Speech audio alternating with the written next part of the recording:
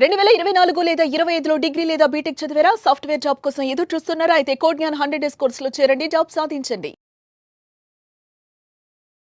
ఈ నెల 14వ తేదీన ఇంటర్ విద్యార్థిని వైష్ణవి హత్య కేసు రోజురోజుకో మలుపు తిరుగుతూ పోలీసులకు పెను సవాల్‌గా మారింది.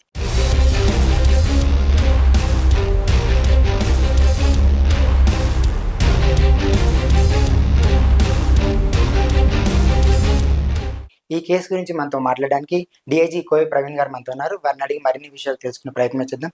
సార్ నమస్తే సార్. నమస్కారం. సార్ చెప్పండి సార్, ఈ నెల 14వ తేదీన ఇంటర్ విద్యార్థిని వైష్ణవి హత్యకు గురైంది గండికోటలో. సార్ అసలు అక్కడ ఏం జరిగింది? మీకు మొదట అక్కడ ఏం ఆధారాలు లభించాయి సార్? ఆమె హత్య చేయబడి కంపలో ఆమె డెడ్ బాడీ పడేసింది. ఆమె పై వస్త్రాలు తొలగించున్నాయి. అంతకుమించి ఒక చెవి కమ్మ ఒకటి మిస్ అయింది. ఆమె డెడ్ బాడీ పడున్న చోటుకి ఒక 6 అడుగుల ఎత్తులో ఒక ఎత్తైన రాళ్ల మీద ఆ చెప్పులు పడి ఉన్నాయి. అంతవరకే మనకు ఆధారాలు. సార్ ఇప్పుడు ఫస్ట్ హత్య కేసులో మొదట ఆమె ప్రియుడు అయితే లోకేష్ ఎవరైతే ఉన్నారో అమ్మాయిని బైక్ మీద ఎక్కించుకొచ్చి ఒక లాడ్జ్‌లో 2 గంటల సమయం అయితే గడిపారని చెప్తున్నారు. అతనికి ఈ కేసులో ఏ ప్రమేయం లేదని మీకు తేల్చి చెప్పారు. సార్ ఆ 2 గంటల్లో అతను ఏం మాట్లాడారని మీకేమైనా చెప్పారా? వాళ్ళ వ్యక్తిగత విషయాలండి. ప్రేమికుల మధ్య ఉన్న విషయాలు మనం టీవీల్లో చర్చించకూడదు.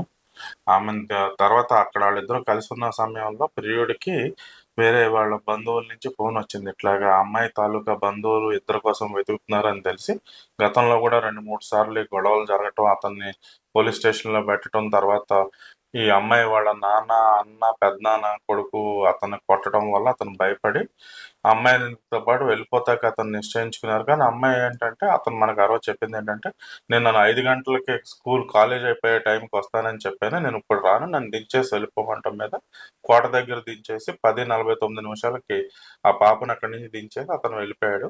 ఆ తర్వాత సబ్సిక్వెంట్లీ అతను వెళ్ళి ఆ కోట దగ్గర దించడం కానీ, తర్వాత టోల్ గేట్ పాస్ అవటం కానీ, తర్వాత అతను సెల్ టవర్ అనాలిసిస్ కూడా అక్కడి నుంచి సరాసరి ఇంటికి వెళ్ళిపోయాడు. సో ఆ విధంగా చెప్పడం ఏంటంటే మనకి అతను యొక్క ప్రమేయం మనం రూల్ అవుట్ చేస్తాం. తర్వాత పెద్దనాన్న కొడుకు సురేంద్ర అనే వ్యక్తి తర్వాత అక్కడికి ఆ ప్రదేశానికి వెళ్ళి ఒక 20 నిమిషాల తర్వాత తిరిగి వచ్చారని చెప్పారు. సార్ అతని ప్రమేయం గురించి మీరు ఎటువంటి దర్యాప్తు చేశారు? అదేనండి. ఇప్పుడు ఇంకా కుటుంబ సభ్యులపైన మనం దర్యాప్తు అయితే వాళ్ళని ప్రశ్నించడం జరగలేదు. మనకి ఉన్న ఆ రోజున్న ఆధారాల ప్రకారం ఆ పాపని 11:29 నిమిషాలకి బ్రతికుండగా చూసిన ప్రత్యక్ష సాక్షులున్నారు. మాధవరాయ స్వామి గుడి వద్ద 11 గంటలకు ఒక యాత్రికుల కుటుంబం ఆ పాపను చూసి, "ఏమ్మా ఒక్కదానివే ఎందుకు వచ్చావంటే, కాలేజీ వాళ్ళతో ఎక్స్కర్షన్‌కి వచ్చామని" ఆమె చెప్పడం జరిగింది. అదే సమయంలో ఆ టెంపుల్ వద్ద ఇంకో 2 వ్యక్తులు అక్కడే సంచరిస్తుంటే వాళ్ళు అనుమానం కలిగి, "అమ్మ ఎందుకమ్మా ఒక్కదానివే ఉండటం, మీ మాతో పాటు రామ్మని" చెప్పి 11:19 నిమిషాలకి మాధవరాయ గుడి నుంచి ఆళ్ళతో పాటు ఆమె బయటకు రావటం. తర్వాత 11:29 నిమిషాలకి వాళ్ళ నుంచి ఆమె విడిగా వేరే వైపు వెళ్ళటం, ఈ జామా మసీద్ వైపు వెళ్ళటం వరకు మనకు అయితే ప్రత్యక్ష సాక్షులైతే ఉన్నారు. 11:25 నిమిషాల వరకైతే ఆమెను సజీవంగా ఉన్నట్టు మనకు చూసిన ప్రత్యక్ష సాక్షులున్నారు. సార్ ఈ కేసు గురించి చూసుకుంటే రకరకాల కథనాలైతే మనకు బయట వినిపిస్తుంది సార్. టూరిస్టులు ఆ అమ్మాయిని హత్య చేసి ఉంటారని కూడా చెప్తున్నారు. ఆ కోణంలో మీరు దర్యాప్తు ఏమైనా చేశారా సార్? ఇప్పటి వరకైతే అండి ఎవరైతే పర్యాటకుల్లో ఎవరైనా ఆకతాయిలు చేసి ఉంటారనే కోణంలోనే మనం దర్యాప్తు చేస్తున్నాం. ఆ దర్యాప్తు ఆల్మోస్ట్ మనకి 70, 80, 90% వరకు మనకు పూర్తయింది. అది పూర్తయిన తర్వాత మరి ఎక్కడ అది ఎస్టాబ్లిష్ అవ్వకపోతే నెక్స్ట్ ఉన్న ఇంకా కుటుంబ సభ్యులను కూడా విచారించవలసి ఉంటుంది. సార్ ఈ కేసులో ఇంకొక ప్రధానంగా వినిపిస్తున్న ఆరోపణ ఏంటంటే, ఆ అమ్మాయి వాళ్ళ అమ్మమ్మ ఏదైతే ఉందో, ఆ అమ్మమ్మ ఆస్తులన్నీ కూడా ఈ అమ్మాయి పేరు మీద రాశారని చెప్తున్నారు. ఒకవేళ లోకేష్‌తో ఈ అమ్మాయి వివాహం జరిగితే ఆస్తులన్నీ లోకేష్ పేరుకి వెళ్ళిపోతాయని చెప్పి బంధువులే ఈ హత్య చేసి ఉంటారని బయట ఆరోపణలు వినిపిస్తున్నాయి సార్. రకరకాల ఆరోపణలు వస్తున్నాయండి. హత్య జరిగిన రోజు నుంచి కూడా కుటుంబ సభ్యులపైన అయితే వాళ్ళ ప్రమేయం ఉన్నట్టు వివిధ కోణాల నుంచి కూడా ఆరోపణలు వస్తున్నాయి. కానీ కుటుంబ సభ్యులని ఏంటంటే కుటుంబ సభ్యులు కాబట్టి ఎంతకైనా చేసింది అది వాళ్ళు చేశారో చేయలేదనేది మనం చెప్పలేం. కానీ కుటుంబ సభ్యులు ఎంతకైనా కుటుంబం కాబట్టి బయట వాళ్ళ ప్రమేయం ఎంత పూర్తిగా మనం రూల్ అవుట్ చేసుకునే వరకు వాళ్ళని ఎటువంటి విచారణ చేపట్టకూడదని మనం ఒక నిర్ణయం తీసుకున్నాం. దాని మీద మేము ఇప్పటివరకు కట్టుబడి ఉన్నాం. సో 90% వరకు బయట వాళ్ళది అనేది మనకి ఇంకా పూర్తవుద్ది. ఇంకొకటి 2 రోజుల్లో 100% పూర్తవుద్ది. ఇప్పుడు బాధితులు ఏదైతే వాళ్ళ తల్లిదండ్రులు ఉన్నారో వారికి మీరు ఎటువంటి భరోసా ఇచ్చారు సార్? ఎవరి తల్లిదండ్రులకి? అది వైష్ణవి తల్లిదండ్రులకి సార్. ఏం భరోసా ఇస్తామండి? ఇప్పుడు ఓ పక్కేమో వాళ్ళు చంపారని మీరే అంటున్నారు. మేమేం భరోసా ఇస్తాం? మేమైతే శోధిస్తున్నాం. మాకు దీనిలో 2 అసంప్షన్స్ ఉన్నాయండి. ఒకటి, ఆ పాప 11:30కి మాధవరాయ గుడి వైపు నుంచి అటువైపు వెళ్ళింది. సో, అక్కడి నుంచి ఆ పాప యొక్క స్కూల్ బ్యాగు, తర్వాత టిఫిన్ బాక్స్ ఏదైతే ఉన్నాయో ఇది రంగనాథ స్వామి గుడి వద్ద ఉన్నాయి. సో, 11 అక్కడి నుంచి అక్కడికి వెళ్ళి సుమారు 11:40, 12 గంటల సమయంలో అమ్మాయి భోజనం చేయటానికి బ్యాగ్‌లో ఉన్న టిఫిన్ బాక్స్ తీసి ఉండొచ్చనేది అంచనా. సో, అదే సమయంలో ఈ సురేంద్ర అనే వాళ్ళ పెదనాన్న కొడుకు కూడా అదే సమయంలో లోపలికి ప్రవేశించాడు. సో, మా యొక్క 2 అసంప్షన్‌లు ఏంటంటే, ఏదైనా కావచ్చు, మేము నిర్ధారించి చెప్పట్లేదు. ఆ సురేంద్ర అనే వాళ్ళ పెదనాన్న కొడుకుని దూరం నుంచి చూసి ఆ అమ్మాయి వెనక్కి పరిగెట్టినప్పుడు ఎవరైనా ఆకతాయిలైనా ఆమె మీద ఈ విధంగా ఆమెను హత్య చేసుండాలి. లేకపోతే సురేంద్ర ఆయన వెంబడిస్తున్న క్రమంలో ఆ చిన్న జరిగిన స్క్రిమిష్ అంటారు, తోపులాటలో అతను కొంచెం బలంగా, దృఢంగా ఉంటారు. ఈ పాప పేలగా ఉంటది. ఒక అమ్మాయిని అదుపు చేసే క్రమంలో ఒకటి అదిమి ఉండొచ్చు. దానిలో వైటల్ ఆర్గన్ ఎక్కడైతే రిబ్ కేజ్ ఈ ప్రాంతంలో తగిలి లివర్ రప్చర్ అయింది. సో, దానివల్ల కూడా ఆమె చనిపోయింది. ఏదైనా జరిగి ఉండొచ్చు. మనం ఇప్పుడైతే ఏది నిర్ధారించే పరిస్థితులు లేదు. మనం పూర్తి నిర్ధారణ వచ్చిన తర్వాత కానీ మనం ఇప్పుడేం చెప్పలేం. సార్, మీరు చెప్తున్న వివరాలను బట్టి అక్కడ ఎటువంటి సీసీ కెమెరాలు గానీ, ఎటువంటి పరికరాలు అంటే మనకు తెలుసుకునే పరికరాలు లేవని చెప్తున్నారు. అంటే ఈ హత్య ఏమైనా ప్రీ ప్లాన్డ్‌గా జరిగిందని మీరేమైనా భావిస్తున్నారా? నాకంత క్రియేటివ్ ఐడియాలజీ లేదు. అంత థాట్స్ లేవండి. క్రియేటివిటీ అనేది సినిమా వాళ్ళకే, తర్వాత మీకే చెందుద్ది. మాకంత తెలివి లేదండి.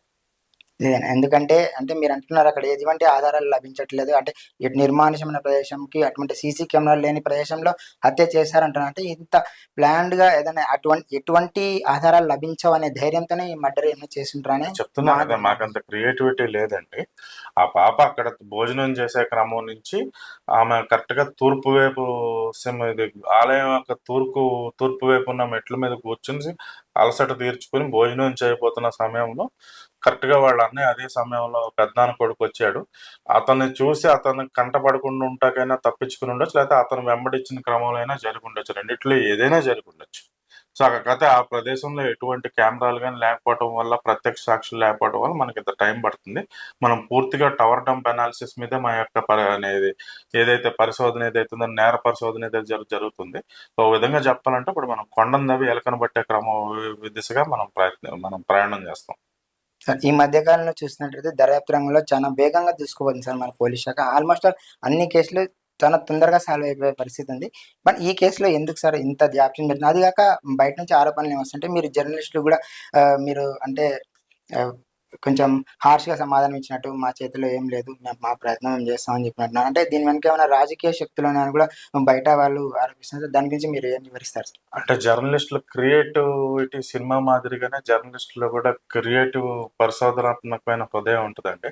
మేము సాధారణ మనుషులు అవటం వల్ల, మేము సగటు ప్రభుత్వ ఉద్యోగం అవ్వటం వల్ల మాకంత క్రియేటివిటీ లేక, ఉన్న వాస్తవాలు చెప్పేటప్పటికి మేము దురుసుగా చెప్తున్నట్టు మీరు మమ్మల్ని ఆరోపిస్తున్నారు. మాకంత క్రియేటివిటీ లేదు. ప్యూర్‌గా మేము మానవ ప్రయత్నమే చేస్తున్నాం.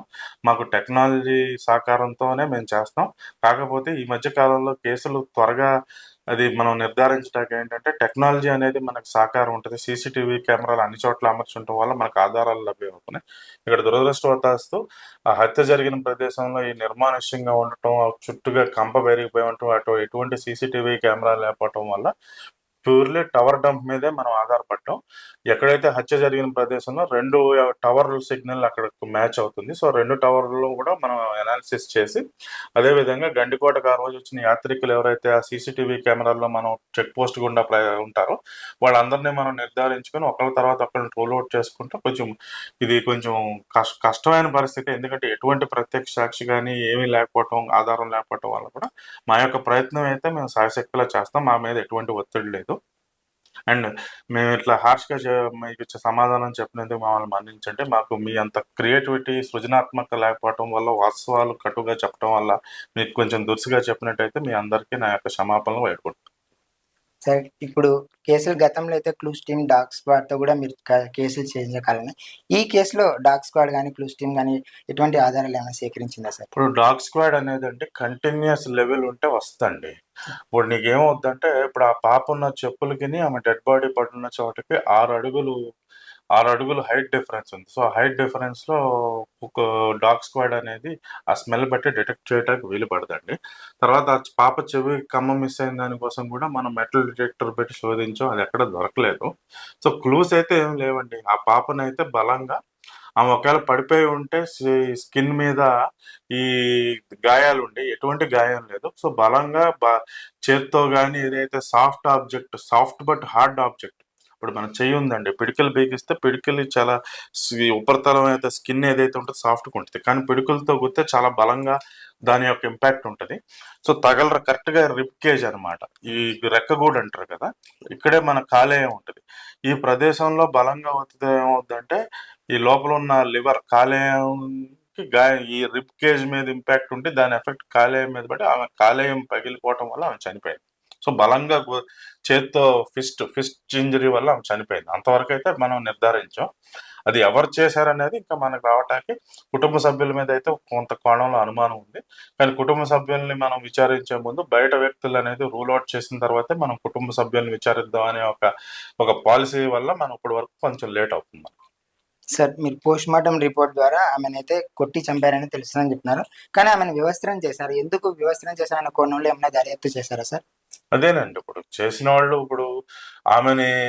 ఆమెపై బలప్రయోగం చేసే ప్రయత్నంలో ఆమెను వివస్త్రన చేసిన క్రమంలోనే ఆమెను లోపరుచుకోవటానికి కొట్టిన దెబ్బ వల్లైనా జరుగుండొచ్చు. లేతే ఒకవేళ కుటుంబ సభ్యులు వల్ల జరుగుంటే గనక జనాన్ని మిస్‌లీడింగ్ విధంగా చేయటం కోసం కూడా చేసుండొచ్చు. ఏదైనా జరగొచ్చండి. మనకి టైం పడతది. కానీ త్వరలోనే మేము దీన్ని ముగిస్తాం. ఓకే. Thank you sir. నమస్కారం. ఇది ఇక్కడ పరిస్థితి. త్వరలోనే గండికోట రహస్యాన్ని ఛేదిస్తామని పోలీసు వాళ్ళు చెప్తున్నారు. మరిన్ని అప్డేట్స్ కోసం చూస్తుండండి సుమన్ టీవీ.